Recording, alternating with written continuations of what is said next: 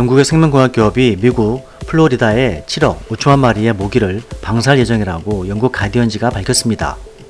플로리다주 당국은 이를 승인하고 기다리는 상황인데요. 더욱이 이 모기는 유전자를 조작된 이른바 GM 모기라고 합니다.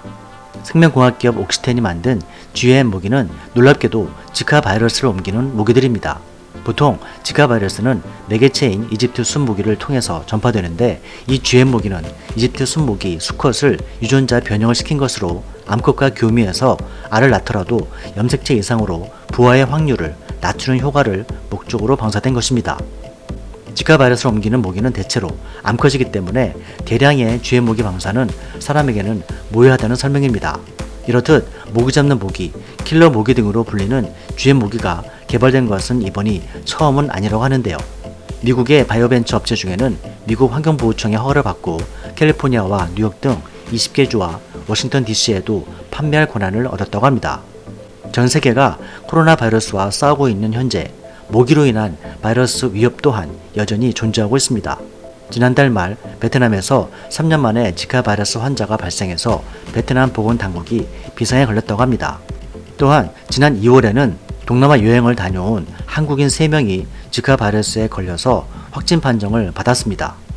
지카 바이러스는 가벼운 두통으로 시작했다가 발진과 발열, 권태감과 결막염, 관절염 등의 증상을 나타내는 것으로 감염될 경우 소두증 신생아이, 즉 머리가 작은 아이를 낳을 출산 가능성이 제기되고 있기 때문에 임산부는 특히 주의해야 하고 중남미 지역에서 지속적으로 유행하므로 주의가 필요하다고 합니다. 지카 바이러스는 격리될 필요는 없지만 발생률을 계속 감시할 필요가 있는 3급 법정 감염병 중 하나입니다. 한편 모기는 코로나19를 옮기지는 않을까 하는 의문이 계속 제기되는 가운데 전문가들의 종합적인 의견은 거의 희박하다는 주장입니다.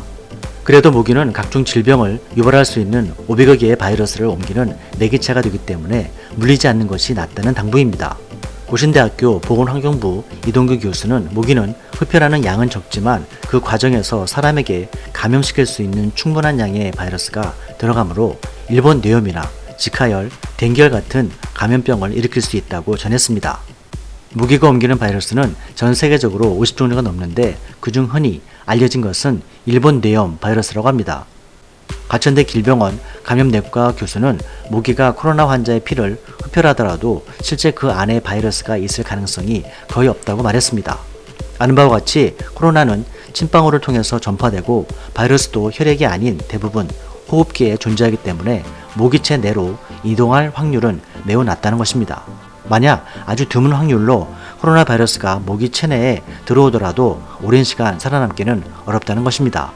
다만 코로나가 변종 가능성이 있고 모기를 매개로 감염되지 않는다라는 확실히 결론 내린 연구 결과가 없기 때문에 되도록 모기에 물리지 않는 게 좋다고 합니다.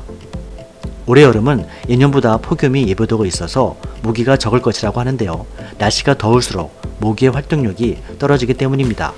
모기는 곤충이고 자체 체온이 없는 변온체이기 때문에 기온이 너무 오르면 대사 활동이 지나치게 활발해져서 산소 부족으로 수명이 짧아진다고 합니다.